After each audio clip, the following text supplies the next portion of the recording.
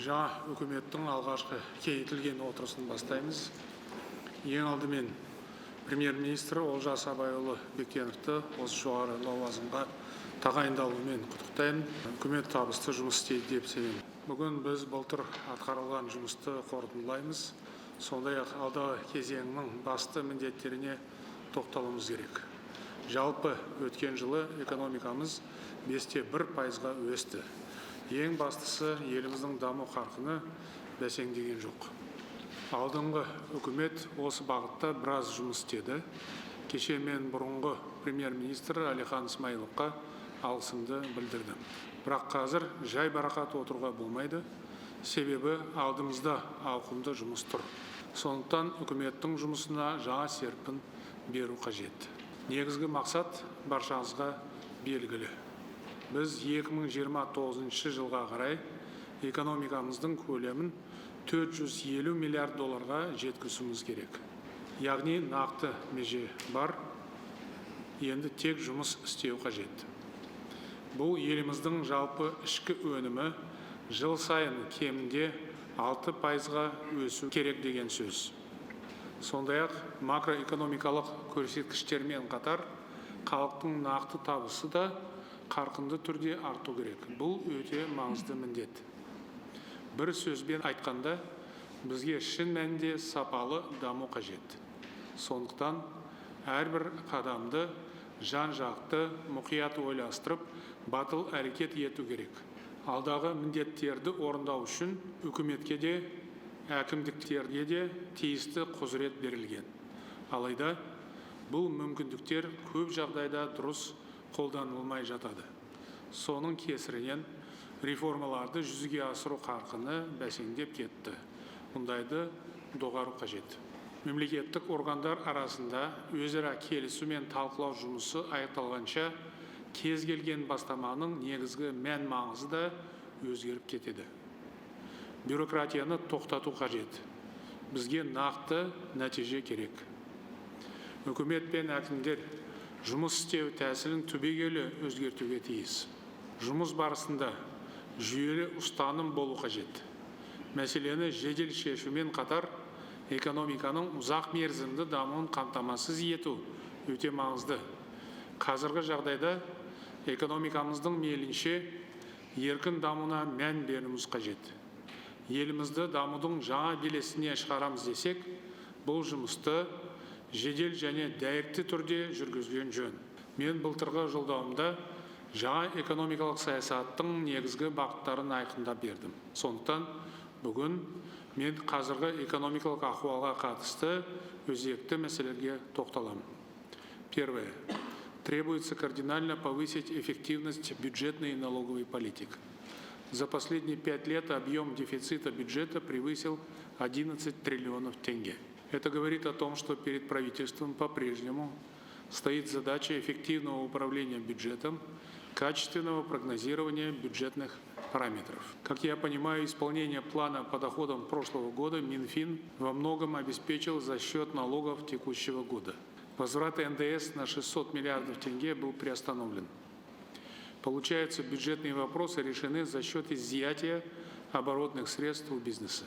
Еще одна системная проблема кроется в порядке распределения бюджета, который не сориентирован на стимулирование экономической активности. Финансы расходуются на текущие задачи, а стратегические цели отходят на второй план. Правительству предстоит определить четкие приоритеты расходов с упором на получение максимальной экономической отдачи. Теперь о доходной части бюджета. В настоящее время разрабатывается новый налоговый кодекс, который должен обеспечить разумный баланс между созданием комфортных условий для инвесторов и поддержанием необходимого уровня поступления в бюджет. Между тем, у бизнес-сообщества складывается мнение, что документ нацелен прежде всего на повышение налоговых ставок. Повышение НДС с 12 до 16% – это не панацея. В реформировании нуждается сам НДС, который в Казахстане приобрел другую сущность. Эксперты обоснованно утверждают, что повышение НДС может увеличить уровень инфляции и долю теневой экономики, снизить инвестиционную привлекательность страны. Предыдущее правительство парировало такие аргументы доводами о дополнительных поступлениях в бюджет, которые заменят трансферты из Национального фонда. Приходится констатировать, что пока работа по формированию нового налогового кодекса не соответствует моим ожиданиям как главы государства. Нужно понимать, что перед нами стоит абсолютно актуальная задача качественного, динамичного развития национальной экономики. Это невозможно без внедрения новой системы налогообложения, прибыли и имущества, стимулирования реинвестирования полученных доходов в развитие бизнеса, изменения налоговых спецрежимов. Поэтому такой стратегически значимый документ, как налоговый кодекс, должен разрабатываться не только фискалами, но и экономистами с привлечением представителей бизнес-сообщества. При этом, конечно, задача наполнения бюджета не снимается. Здесь должен действовать четкий принцип. Чем крепче экономика, тем больше поступлений налогов. Салықты жайдан жай көбейте салуға болмайды. Ең алдымен салық салу жүйесін реттеп, оны жетілдіру қажет. Сондай-ақ көлеңкелі экономиканы барынша азайту керек. Яғни салық жүйесін басқару жұмысы дұрыс жолға қойылмаса, ең озық деген салық саясатының өзі тиімсіз болып шығады. Үкімет салық жеңілдіктерін берудің ашық әрі нақты ережелерін әзірлеуге тиіс. Қаржы министрлігінің мәліметі бойынша, жеңілдік берудің салдарынан жыл сайын бюджетке орташа есеппен 7 триллионға жуық теңге кем түседі. Мен салық жеңілдіктерін 20%-ға азайту туралы тапсырма берген. Бірақ әлі күнге дейін орындалған жоқ, тіпті мәселені шешу жолдары да әзір емес. До логического конца не доведено и внедрение единого платежа с фонда оплаты труда для микро- и малого предпринимательства. Данная норма работает уже год. Все уполномоченные органы успешно отчитались. А бизнес как платил по отдельности налоги и взносы во внебюджетные фонды, так и продолжает это делать. Бір жағынан орта бизнеске нақты қолдау көрсету мәселесіне айрықша мән беру керек. Мысалы, көп жағдайда бизнесті қолдан ұсақтап жатады. Кәсіпкерлерді тиісті санатқа бөлу әдістемесі дұрыс жолға қойылмаған. Мемлекеттік сатып алу және мемлекеттік қолдау шараларын ұсыну кезінде орта бизнеске басымдық берілу керек. Осы мәселелерді міндетті түрде шешу қажет. Бизнеске әкімшілік қысым көрсетуді азайту керек. Соның ішінде реттеу қағидатын қолдану арқылы ықпал етуді доғарған жөн. Тоқ етерін айтсақ, осы салаға сапалы өзгеріс жасау керек. Тағы бір мәселе, салық жүйесін толық цифрландыру қажет. Бұл сала цифрлық тәсілдерді, әсіресе жасанды интеллектіні қолдану жағынан ең алдыңғы шепте болуға тиіс. Қысқасы, атқаратын жұмыс ауқымды. В Комитете государственных доходов функционирует 14 информсистем, созданных в период с 2000 по 2014 год. Большинство из них даже не введены в широкую эксплуатацию. Ожидалось, что в 2021 году эти системы будут заменены на новые, которые разрабатывались при поддержке международных финансовых организаций в течение 12 лет. Но результата нет, хотя бюджеты освоены. Поручаю провести независимый IT-аудит всех информационных систем ведомства. Параллельно с подготовкой нового налогового кодекса необходимо сформировать и новую информационную архитектуру Комитета государственных доходов. Жалпы, салық және бюджет саласына түбегейлі реформа қажет. Соның арқасында мемлекет пен бизнестің арасында жаңа қоғамдық шарт жасалмақ. Осылайша, ұлттық табысты әділ бөлудің парасатты жолы қалыптасады. Бұл үкіметтің алдында тұрған негізгі басымдық. Жаңарған салық және бюджет заңнамасы мен жариялаған жаңа экономикалық саясаттың берік тұғырына айналу керек. Второе. Предстоит запустить новый инвестиционный цикл. Чистый приток прямых иностранных вложений обеспечивается в основном за счет реинвестирования доходов от уже действующих проектов добывающей отрасли. Негізгі капиталға салынған инвестицияның ішкі жалпы өнімге шаққандағы үлесі азайып барады. Бұл күрделі жағдай деуге болады. Себебі экономикаға жеткілікті қаражат салынбай жатыр. Соның салдарынан алдағы жылдары елдің даму қарқынын сақтап тұрудың өзі қиын болуы мүмкін. Сондықтан ішкі және сыртқы инвестицияны айтарлықтай көбейту керек. Бұл жаңадан құрылған инвестициялық штабтың негізгі міндеті. Штаб елге инвестиция тартуға қажетті бір тұтас экожүйе қалыптастыру керек. Даму институттарының жұмысын жандандырып, бизнес өкілдерімен тиімді диалог жүргізуге тиіс. Шетелдегі мекемелердің орталық пен аймақтардың арасында тығыз байланыс орнату қажет. Ең бастысы инвестициялық штаб қажетті шешімді дер кезінде қабылдау керек. Инвесторам, и тем более крупным инвесторам, готовым вкладывать, например, более 50 миллионов долларов в экономику, следует оказывать весь спектр поддержки по принципу одного окна. При этом необходимо запустить действенную систему мониторинга реализации проектов.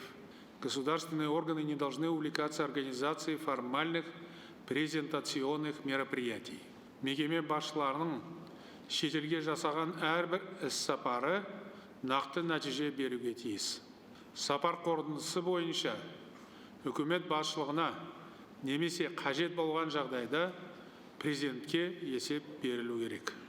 Инвестициялық жобаларды іске асыруға қатысты кедергілер әсіресе аймақтарда жиі болып тұрады. Әкімдер инвестиция тартудың орнына ескі әдетке салып, бюджет қаражатына сеніп отырады. Ал аймақтарға барып, жұмыс істегісі келетін инвестор көптеген тосқауылға тап болады. Жергілікті билік көп жағдайда ешқандай әрекет жасамайды. Не болмаса инвесторды әуре сарсаңға салады. Соның кесірінен кәсіпкер жобасын кейінге шегереді. Немесе жобаны бір жола тоқтатуға мәжбүр болады. Аймаққа жеке инвестиция тарту әкімдердің ең басты міндетінің бірі болу керек. Жалпы барлық мемлекеттік орган ел экономикасына мейлінше көбірек инвестиция тартуға баса мән беруге тиіс. Бұл негізгі басымдық. Олардың жұмысы да соған сәйкес бағалану керек. Мәселе, штат санын көбейтіп, жұмыс тобын құрып, жаңа тұжырымдама жазуда емес. Бұл ең алдымен мемлекеттік аппараттың жұмыс істеу тәсілін өзгертетін нақты реформа. Соны дұрыс түсіну қажет. Біз жарты жылдың нәтижесі бойынша инвестициялық штабтың жұмысын қорытындылаймыз. Әрбір министр мен әкімнің осы бағытта атқарған жұмысына нақты баға береміз. Талап қатаң болады. Елімізге ауқымды инвестиция тартудың тағы бір маңызды шарты ұлттық инфрақұрылым жоспары. Бұл құжат сапалы әзірленуге тиіс. Собрать, как говорится, все хотелки в один документ, потом жаловаться на то, что из бюджета не выделены средства, это не иначе, как расписка в своей некомпетентности, я так считаю. Үкіметке инфрақұрылым жоспарын қайта қарауды тапсырамын. Негізгі басымдықтарды айқындап, стратегиялық маңызы бар жобаларға жеке инвестиция тарту мәселесін мұқият ойластыру керек. Тек аса қажет болған жағдайда ғана қаржылай қолдау шараларын қарастырған жөн. Еще одним источником инвестиций должен стать возврат незаконно выведенных активов. Контуры этой работы мною неоднократно обозначались, в том числе на встречах с бизнесом. Уполномоченным структурам нужно активизировать усилия. Поступающие средства надо направлять на реализацию важных для страны проектов. В то же время еще раз предупреждаю, в этой работе нельзя перегибать палку. Произвол со стороны правоохранительных органов недопустим. С моей стороны последует жесткая реакция на каждый такой сигнал. Наша основная задача – обеспечить благоприятный бизнес и инвестиционный климат в стране, а не держать предпринимателей на коротком поводке. Эта работа имеет большое значение с точки зрения обеспечения социальной справедливости и призвана решить важную экономическую задачу поэтому дискредитировать ее никому не позволено. Третье. Реформа системы государственных закупок, государственно-частного партнерства, регулирования строительной отрасли. Это важные вопросы. Данное направление должно органично дополнить реформы в сфере привлечения инвестиций, а также эффективного использования бюджетных средств. В настоящее время на рассмотрении Маджлиса находится законопроект о государственных закупках. Документ нуждается в доработке. Прошу депутатов парламента уделить ему особое внимание. Необходимо упорядочить деятельность аудиторов. Здесь основным ориентиром является недопущение различных толкований норм закона, а также требований и критериев, предъявляемых поставщикам. В то же время следует усилить ответственность поставщиков за срыв сроков и ненадлежащее качество работ, особенно в сфере строительства. Новый закон о государственных закупках призван создать условия для полноценной реализации инфраструктурных проектов с применением EPC-контрактов. При этом сроки подготовительных процедур для заключения EPC-контрактов должны быть сжатыми, что существенно повысит оперативность акиматов при реализации приоритетных и срочных проектов. Мемлекет пен жекеменшіктің серіктестігін дамыту үшін біраз шаруа атқарылды. Бірақ нәтижесі әлі де мардымсыз. Қазір мұндай жобалар негізінен әлеуметтік салаға енгізіліп жатыр. Бұл саладан көп табыс түспейтіні белгілі. Ашығын айтқанда, біз нысандардың құрылысына бөліп төлеу арқылы қаржы қойып отырмыз.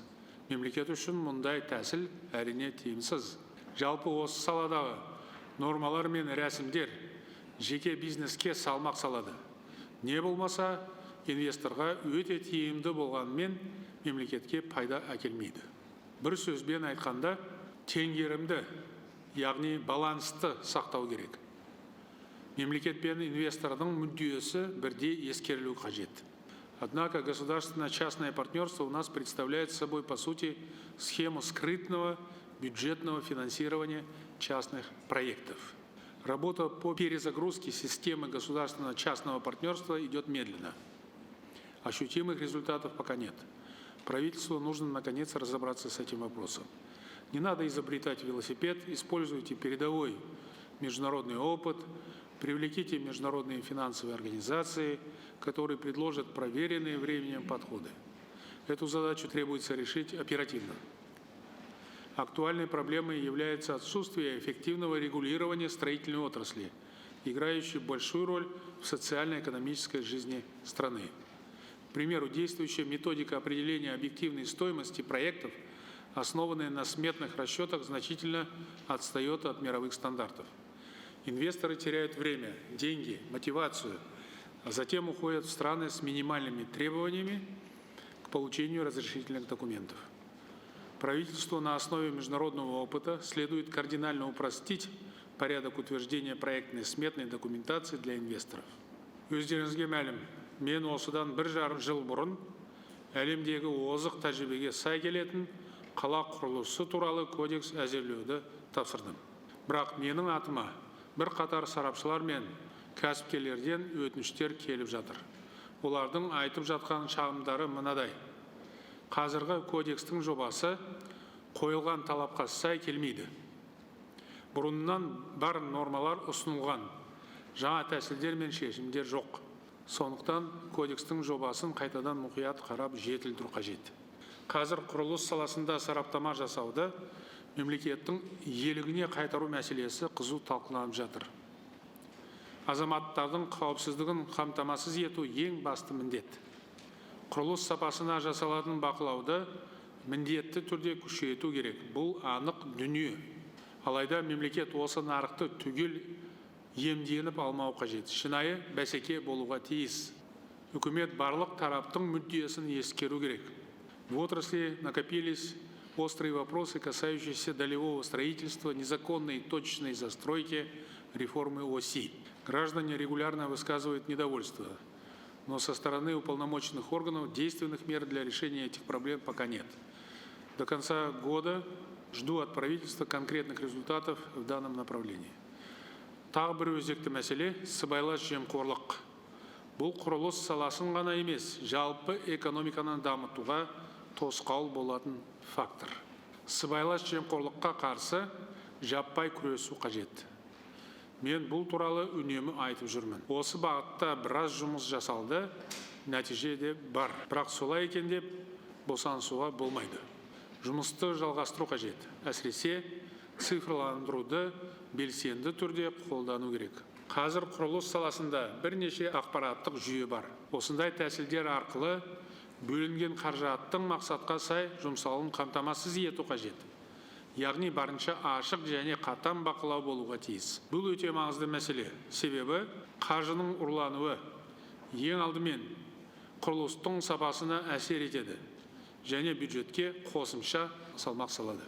Для контроля расходования бюджетных средств ключевой может стать возможность маркирования и отслеживания или так называемого окрашивания денег с помощью цифрового тенге. В настоящее время реализуются пилотные проекты по использованию цифровой валюты, которые уже показывают свою эффективность. Поручаю агентству по противодействию коррупции совместно с правительством и Национальным банком масштабировать такие проекты, в том числе в строительной сфере. Четвертое. Необходимо принять системные меры для комплексной либерализации экономики. Это крайне важная реформа, которая позволит поэтапно отойти от масштабного государственного вмешательства в экономический процесс. К примеру, чрезмерное ценовое регулирование на топливно-энергетическом рынке привело к увеличению дефицита и снижению производства ряда нефтепродуктов.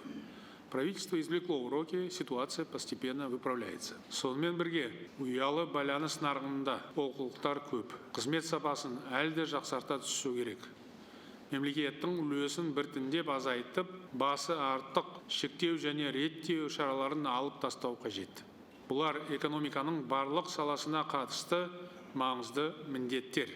Бақылаусыз монополияны, ресурстарды әділетсіз бөлуді, бәсекенің заңсыз тәсілдерін қолдануды түбірімен жою қажет. Жекешелендіру тиімді жүргізілген жағдайда ғана экономиканың барынша еркін дамуына жол ашылады. Бұл мәселе бойынша көптеген жоспар жасалды. Дегенмен, баяғы жартас, сол жартас күйінде қалып тұр. Потому что все эти планы формировались по списочному принципу, без анализа необходимости отчуждения, без определения четких условий приватизации. В свободном доступе отсутствует детальная информация по выставленным на приватизацию предприятиям. Не в полной мере регламентированный выбор способа приватизации, что создает коррупционные риски. Поэтому поручаю правительству пересмотреть реестр государственного имущества и уточнить методологические аспекты процесса приватизации. Важно по-новому посмотреть на вывод национальных компаний на IPO. Здесь главным должен быть повышение эффективности государственных активов. Эту задачу можно решить за счет внедрения современных методов корпоративного управления, что обеспечит прозрачность деятельности компании. Правительство должно определить конкретный перечень крупных объектов, которые в ближайшие 2 года со значительными долями выйдут на IPO. Тағы бір маңызды мәселе. Квазимемлекеттік секторда ауқымды реформа жасау қажет. Қай жерде мемлекеттің үлесі сақталу керек, қай тұста бәсекені дамыту қажет деген мәселені бір жола шешіп алған жөн. Әсіресе самұрық қазына қорына кіретін компанияларда мемлекеттің үлесі басым. Сондықтан жұмысты солардан бастау керек. Қорды түбегейлі сауықтыру үшін жүйелі әрі тың шаралар қажет. Негізгі мақсат инвесторлармен бірлесе отырып, ірі жобаларды кеңінен жүзеге асыру арқылы қордың экономикалық құнын арттыру. Үкіметке 1 ай ішінде стратегиялық жоспарлау және реформалар, бәсекелестікті қорғау және дамыту агенттіктермен бірлесе отырып, экономиканы ырықтандыру, либерализация туралы жарлықты әзірлеуді тапсырамын.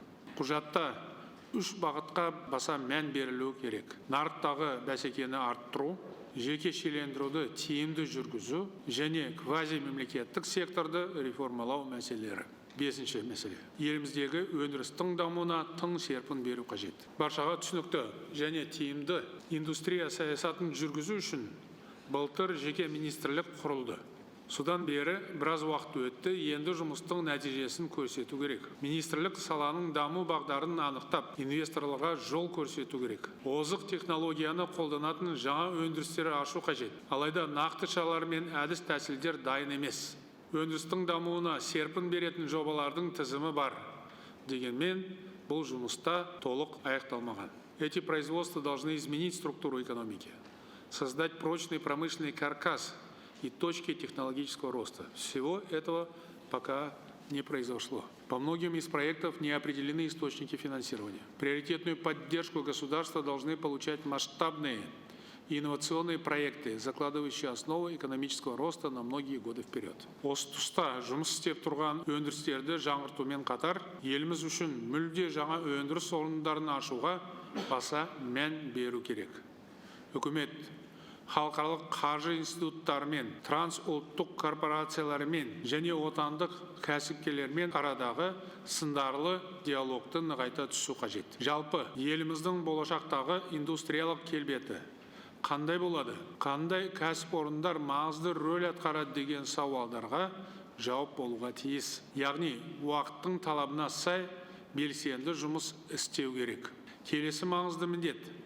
Бұл қазіргі өндіріс орындарын түбегейлі жаңғырту мәселесі. Бұл жұмысты ең алдымен әбден тозған металлургия комбинаттарынан бастау керек. Өйткені ондағы жағдай өте нашар деуге болады. Себеп бәрімізге белгілі. Өндірісті дамытуға және жаңғыртуға қажетті инвестиция салынбайды. Соның салдарынан дайын өнімнің қосылған құны төмендейді. Сапалы жұмыс орындары азаяды. Бұдан бөлек өндірістің техникалық жағдайына да қатаң бақылау жасап отыру қажет. У нас перед глазами ситуация, когда инвестор выкачивал прибыль, игнорируя вопросы модернизации предприятий, экологии, безопасности труда. В рамках исполнения моего поручения Карагандинский комбинат передан национальному инвестору.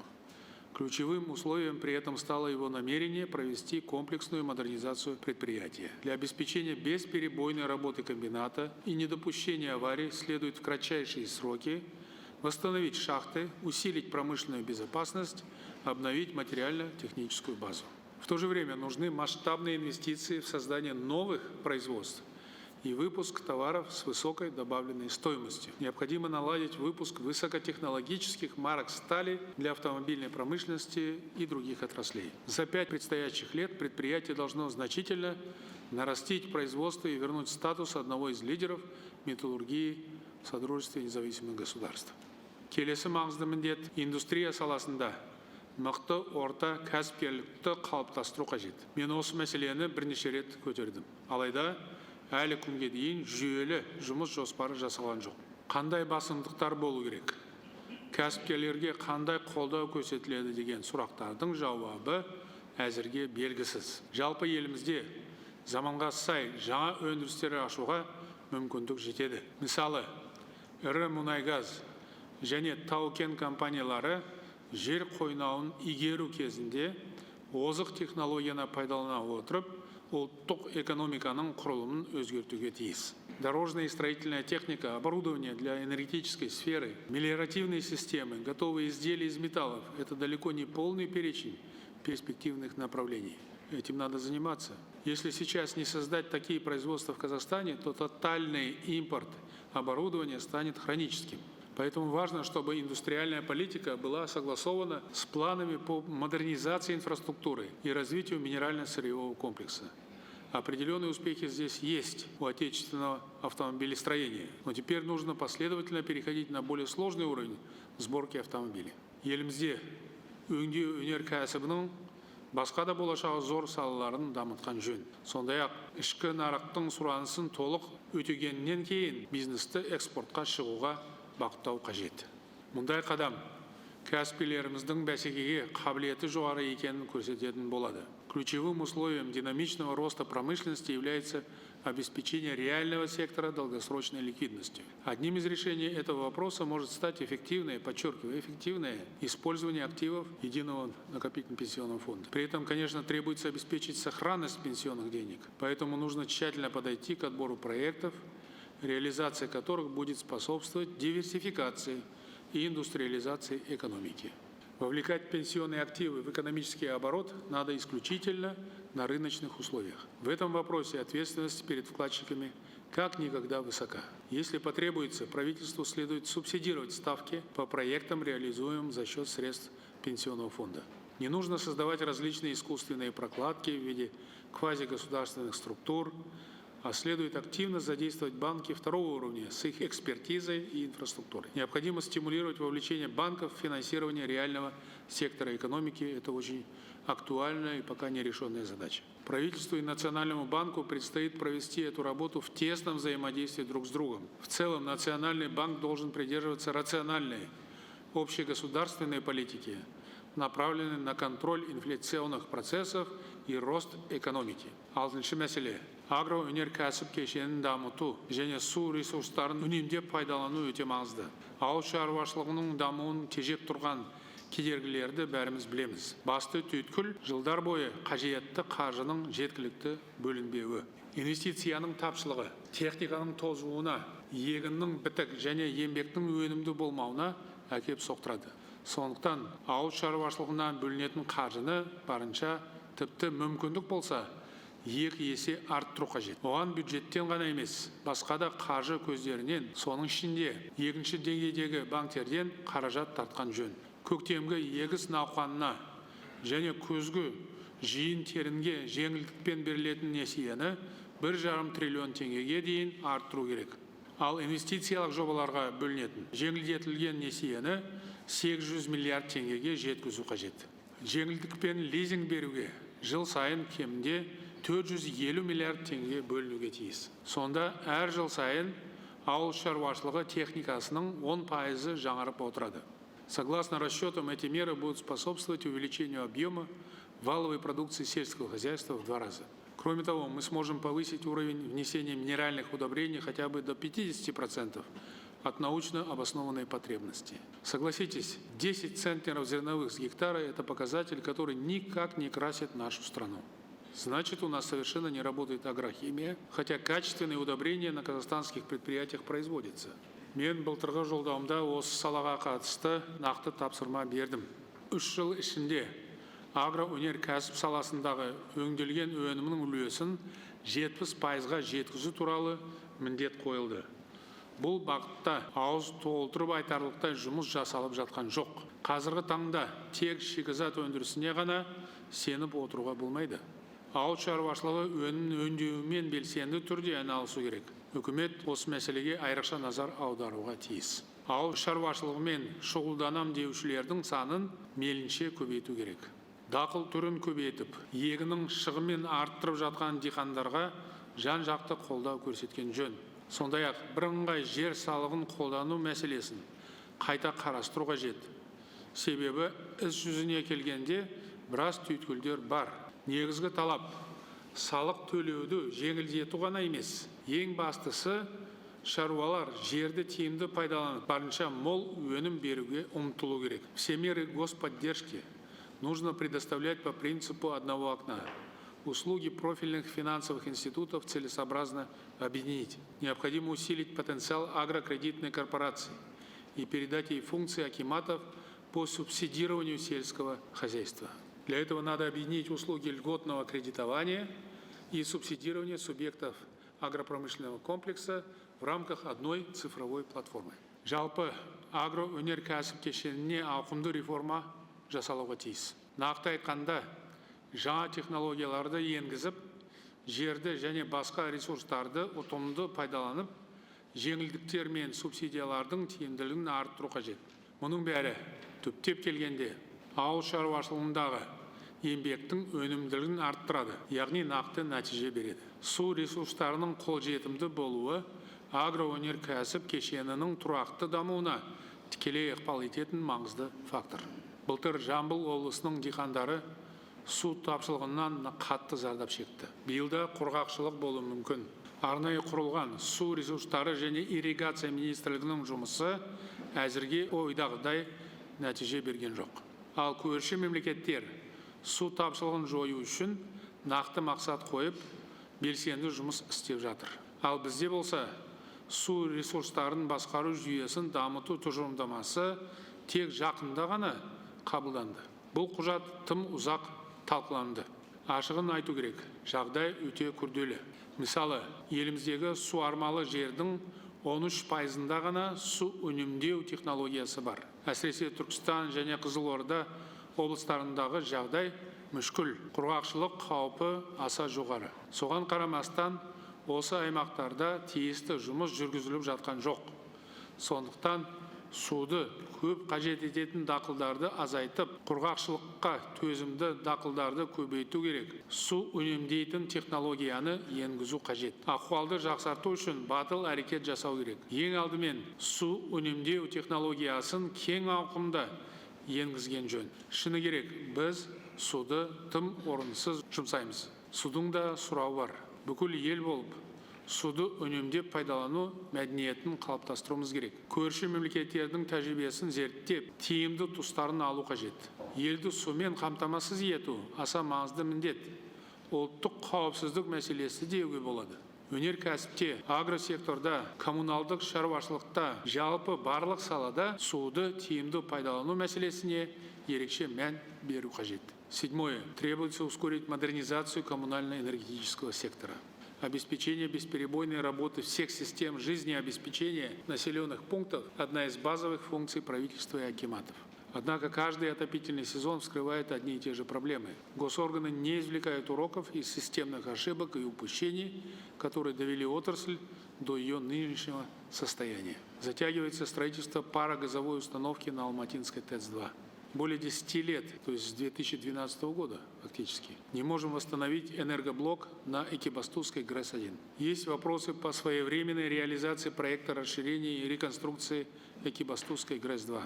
Правительство в приоритетном порядке должно завершить в этом году модернизацию 19 теплоисточников, находящихся в красной зоне риска. Следует также обеспечить ввод более 700 мегаватт дополнительной генерации. Переносу сроков уже недопустимы. В целом приходится констатировать, что страна испытывает дефицит мощностей по производству и передаче электричества, тепла, воды. Это стало следствием ряда просчетов, больших и малых, начиная от отказа от завершения строительства Балхашской ТЭС, отсутствие прозрачности в работе субъектов естественных монополий, а также искусственного сдерживания тарифов. Нужна глубинная реформа отрасли, включающая несколько системных элементов.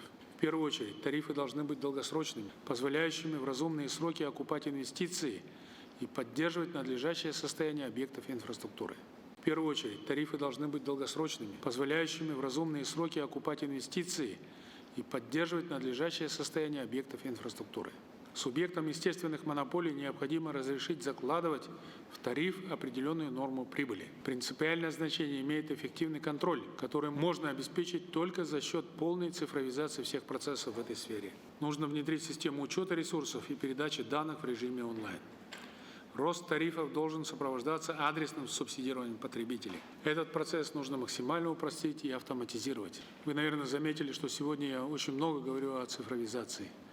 Это накладывает особую ответственность на наше профильное министерство. Правительству следует разработать детальный комплекс мер для восстановления и развития коммунально-энергетической инфраструктуры страны. Акимы также должны активно заниматься обустройством городов, бороться с их загрязнением. Нужно строить прежде всего в крупных городах заводы по переработке твердых бытовых отходов, привлекая для этого инвесторов, а также заниматься озеленением городов.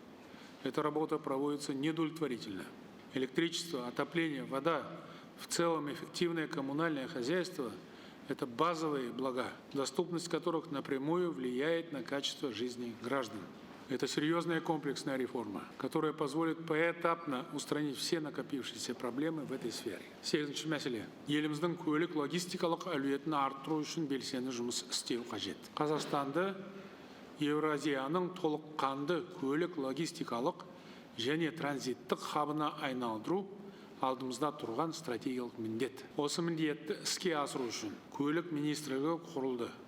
Сондықтан министрлік осы саладағы өзекті мәселелер бойынша шұғыл және тиімді шешімдер қабылдау керек. Нақты нәтиже күтемін. Биыл бірінші жарты жылдықта темір жол саласындағы өзекті мәселелерді шешу жолдарын қамтитын бағдарламалық құжатты қабылдау қажет. Мәселе аз емес. Атап айтқанда, Вагондарды жаңарту жұмысын тездету керек. Контейнерлердің тапшылығын жою қажет. Нужно реализовать все намеченные проекты по расширению магистральной сети. То есть речь идет о строительстве 1300 километров к 2028 году. Предстоит провести тотальную цифровизацию процесса, что позволит значительно повысить эффективность и производительность отрасли и сэкономить бюджетные средства. Келесі автожол мәселесі. Еліміз үшін айрықша маңызды Астана-Балқаш-Алматы тас жолы әлі күнге дейін жөнделіп біткен жоқ. Құрылыс 2017 жылдан бері жүріп жатыр. Республикалық маңызы бар Атырау-Астрахан, Ақтөбе-Қандыағаш, Талдықорған Өскемен жолдарының жөнделіп жатқанына 5 жылдан асты. Биыл осы жұмыстар бір жола аяқталуға тиіс. Бұл жерде бірнеше мәселені ескеру қажет. Қалыптасқан тәжірибеге қарасақ, республикалық маңызы бар жолдардың тиендерін көп жағдайда тек шетел компаниялары ұтып алады. Мұндай жобаларға қолынан іс келетін, тиісті техникамен жабдықталған өз кәсіпорындарымызды тарту керек. Сонымен қатар жол құрылысына қажетті техниканы елімізде шығару жолдарын дамытып, өзіміздің дайын өнімді пайдалану керек. Жалпы жол мәселесіне келгенде бір ғана мақсат болуға тиіс. Республикалық немесе аймақтық жол болсын, еліміздегі жолдың бәрі сапалы болу керек. Әзірге жағдай мәз емес. 9. Крайне важно продолжить цифровизацию экономики и обеспечить широкое применение технологий искусственного интеллекта. Мы достигли существенного прогресса в цифровизации государственных и финансовых услуг. К примеру, по итогам 2023 года доля безналичных платежей составила 88%. До 2020 года данный показатель не превышал и 50%. Таким образом, всего за 4 года в Казахстане произошел стремительный рост финтека. Подобный прорыв должен стать примером для других отраслей экономики. Пора вплотную заняться их цифровизацией. У каждого министерства должна быть карта цифровой трансформации отрасли по опыту Сингапура. Такая карта должна обеспечить комплексное видение того, какие технологии будут массово внедряться в курируемых сферах в следующие 5 лет. Отдельного внимания требует развитие искусственного интеллекта. По оценкам экспертов, к 2026 году инструментами искусственного интеллекта будут пользоваться уже более 80 предприятий в мире. Сегодня эта цифра не превышает 5%. Мы уже сейчас стали свидетелями глобальной трансформации в медицине, образовании, креативных индустриях. Нақты айтқанда, жасанды интеллекті арқылы біз экономикамызды қарқынды түрде дамытамыз. Сондай-ақ елімізде ең үздік инновацияларды қолданамыз. Ол үшін жұмысты түбірінен бастауымыз керек. Яғни институционалдық орта қалыптастыру керек. Жасанды интеллектінің негізгі арқауы мәліметтер, деректер. Алайда бұл жерде мәселенің екі жағы бар екенін ескеру қажет. Бір жағынан мәліметтер көпке қолжетімді болу керек. Екінші жағынан қауіпсіздік, жеке мәліметтерге қол сұқпау, мәліметтердің сапалы болуын қамтамасыз ету мәселесі бар. Сегодня правительством сформировано так называемое озеро данных, включающее 87 государственных баз. Но для создания передовых моделей искусственного интеллекта этого уже недостаточно. Поэтому следует накапливать обезличенные данные как государственного, так и коммерческого сектора, внедрив при этом единую архитектуру систем управления данными. Мы приступаем к созданию высокопроизводительного суперкомпьютера, который будет доступен не только ученым, но и различным компаниям, работающим на нашем рынке. Уверен, что это придаст мощный импульс широкому применению больших данных. Соңғы жылдары ғылым саласында бөлінетін қаржы айтарлықтай көбейді. Соның арқасында министрліктер зерттеу институттарымен бірлесе отырып, жасанды интеллектіні өз саласында қолдануға мүмкіндік беретін жобаларды ұсына алады. Әрине, ең алдымен білікті кадрлар қажет. Үкімет осы сала бойынша озық білім беру бағдарламаларын әзірлеуге тиіс. Бұдан бөлек, шетелдің белгілі мамандарын тарту үшін Digital Nomad Residency арнайы бағдарламасын іске қосу керек. Яғни елімізді әлемдегі цифрлық көшпенділердің ордасына айналдыруымыз қажет. Бір сөзбен заманның ағымынан қалмау керек. Цифрлық технологияны неғұрлым жедел әрі тиімді пайдалансақ, даму қарқынымыз да соғұрлым табысты болмақ. 10-шы мәселе. Әлеуметтік салаға айрықша назар аударған жөн. Реформа жүргізген кезде әлеуметтік көмектің кімге және қалай берілетінін түгел қайта қарау қажет. Яғни, бөлінген қаржыны барынша тиімді жұмсап, оны шын мәнінде көмекке мұқтаж адамға беру керек. Қазіргі таңда 4,5 миллионға жуық адам мемлекеттен әлеуметтік көмек алады. Бұл шамамен еліміздің әрбір 5-ші тұрғыны деген сөз. Басым көпшілігі еңбекке жарамды азаматтар. Халыққа әлеуметтік көмек береміз деп, біз шыны керек қоғамда масылдық психологияға жол бердік. Өркениетті ел боламыз десек, мұндай жағымсыз үдеріске тосқауыл қоюымыз керек. Тұратын үйі, тіпті астында қымбат көлігі бар азаматтарға емес, көмекке зәру адамдарға көмек берілу қажет. Жалпы азаматтарға әлеуметтік қолдау көрсету жүйесін қайта қараған жөн. Себебі мемлекеттен көмек алу үшін табысын әдейі азайтып көрсететін адамдар бар.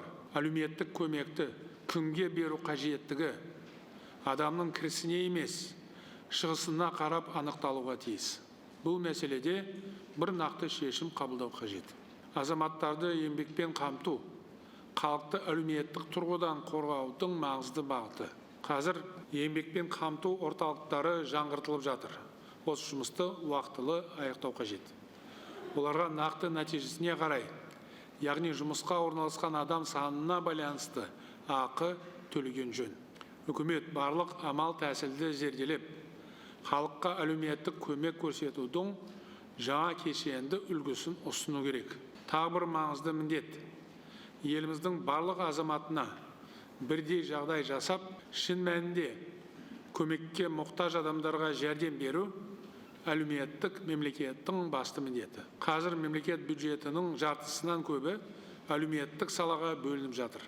Соңғы жылдары әлеуметтік саладағы инфрақұрылымды дамыту үшін біраз жұмыс атқарылды. Әлеуметтік сала мамандарының, әсіресе педагогтер мен медицина қызметкерлерінің беделін арттыруға баса мән берілді. Енді азаматтарға көрсетілетін қызметтің сапасын жақсарту қажет. В первую очередь это касается системы здравоохранения. 5-й год в нашей стране действует обязательное социальное медицинское страхование. За это время бюджет отрасли вырос вдвое.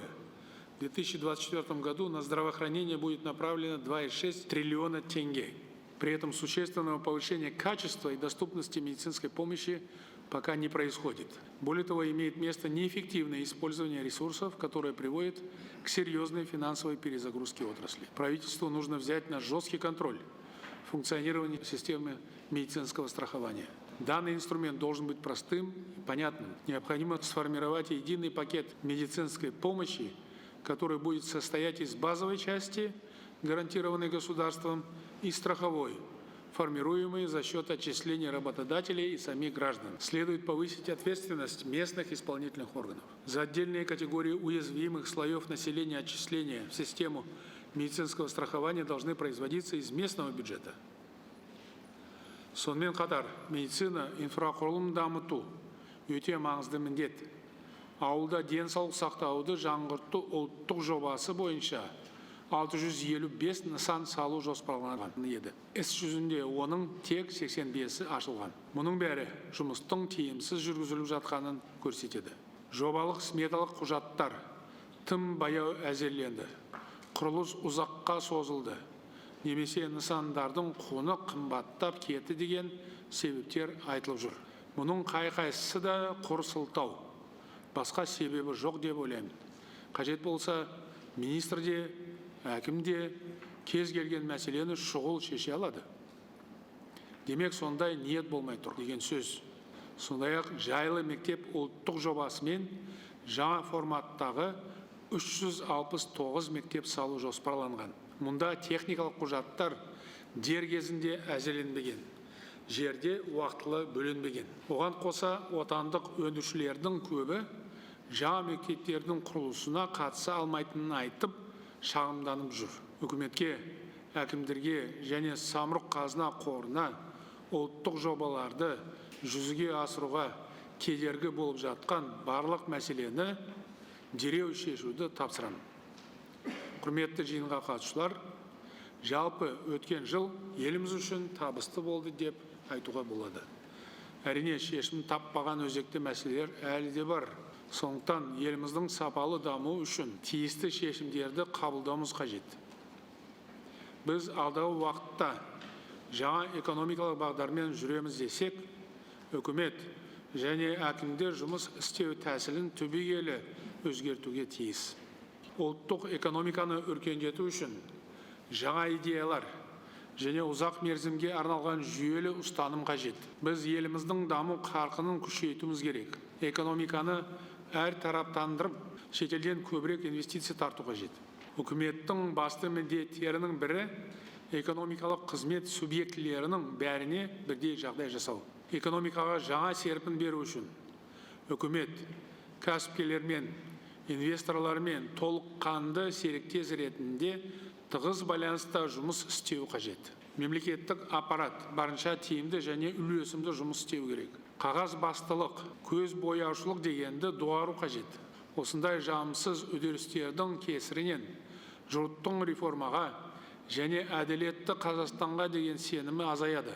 Жоғарыдан тапсырма берілгенін, азаматтардан арыз түскенін, немесе жағдайдың нашарлап кеткенін күтіп отырмау керек. Бастама көтеріп, дербес жұмыс істеу білу қажет. Қазір бүкіл әлем аса күрделі тарихи кезеңде өмір сүріп жатыр. Осындай кезеңде мемлекеттердің көп жылдық даму бағдары айқындалады. Сондықтан біз уақыт талабына сай болып, жылдам әрі батыл қимылдауымыз керек. Жалаң сөзге уақыт кетірмей, нақты әрекет жасап, саяси жауапкершілік таныту қажет. Дәл қазіргі кезеңде әрбір күннің қадірін дұрыс түсініп, қолда бар мүмкіндікті дұрыс пайдалануымыз керек. Әйтпесе жаһандық бәсекеге ілесу қиын болады. Табысқа жету үшін мемлекет пен қоғам ортақ мүдде жолында әрдайым бірге болу керек. Біз өркениетті ұлт ретінде тек жарқын болашаққа ұмтылып, тек алға қарай қадам басуымыз қажет. Қазір үкімет айрықша құзыретке ие болды. Осы мүмкіндікті дұрыс пайдалану керек. Шұғыл түрде тиісті шешімдерді қабылдау қажет. Мен бүгін бір қатар маңызды мәселеге тоқталдым. Әрине, басқа да өзекті мәселелер бар. Үкіметтің алдында тұрған міндеттер өте маңызды. Дереу жұмысқа кірісу керек. Түптеп келгенде экономиканың әр саласында түбегейлі реформалар жасалуға тиіс. Жұмыстарыңыз табысты болсын.